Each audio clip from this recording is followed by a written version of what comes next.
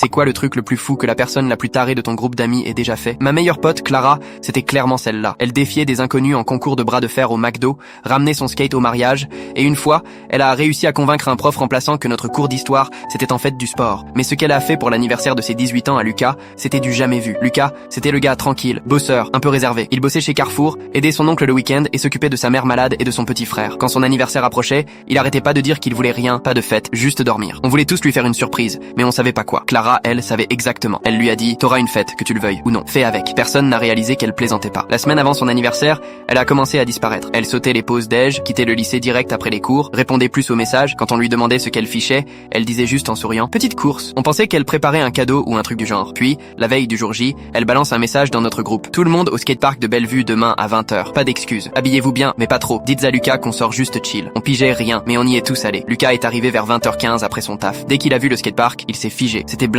Pas juste nous, mais aussi ses collègues, des potes du lycée et même des skateurs du coin. Avant qu'on ait le temps de comprendre, Clara est montée sur un banc et a crié « Ok les gars, la bouffe est là !» Et là, un camion à tacos entre sur le parking. Lucas reste bouche bée. Puis un deuxième arrive, puis un troisième. Chacun avec une grande banderole. Les 18 ans de Lucas. Bouffe gratuite pour tout le monde. Lucas savait plus quoi dire. Clara lui attrape le bras, tout sourire. Surprise, abruti. T'as dit pas de fête. Alors j'en ai fait une pour tout le quartier. En fait, elle avait passé la semaine à envoyer des DM à des food trucks sur Insta en disant qu'elle organisait un événement communautaire et qu'ils auraient de la pub s'ils venaient. 3 ont accepté. L'un d'eux a même ramené des enceintes et du son. En quelques minutes, le skatepark s'est transformé en vrai festival. Tout le monde dansait, riait, bouffait des tacos. Le petit frère de Lucas est arrivé avec leur mère, les yeux pleins de larmes. Lucas, lui, a craqué. Il a dit que c'était la première vraie fête d'anniversaire de sa vie. Mais après, les choses ont un peu dérapé. Un mec en costard est arrivé avec un classeur. Il a demandé qui avait organisé l'événement. Clara lève la main, fière. Il lui dit, vous avez déposé une demande d'autorisation au nom d'une asso appelée Jeunes Bâtisseurs Solidaires. C'est bien ça? Clara hoche la tête. Le gars fronce les sourcils. Ce nom n'existe pas. Silence total. Clara n'a même pas bronché. Elle a juste haussé les épaules. Ben maintenant si. Le type dit que le permis est faux et qu'elle serait contactée par la mairie. Clara a éclaté de rire. S'est tournée vers Lucas et a dit, franchement, ça valait le coup. Puis elle est allée se reprendre un taco. La fête a continué jusqu'à presque minuit. La mère de Lucas n'arrêtait pas de remercier Clara. Son petit frère a dit que c'était la soirée la plus cool de sa vie. 2 semaines plus tard, Clara reçoit une lettre officielle. 40 heures de travaux d'intérêt général pour usage frauduleux de documents administratifs. Elle l'a encadré et accroché dans sa chambre. Et le plus fou, quelques jours après, le maire est venu au lycée pendant la pause de midi. Il est entré dans la cantine, a demandé où était Clara et lui a serré la main devant tout le monde. Il a dit que ce qu'elle avait fait était techniquement illégal, mais que c'était exactement le genre de créativité et d'énergie dont la ville avait besoin. Il lui a proposé un stage à la mairie, au service des loisirs. Elle a refusé.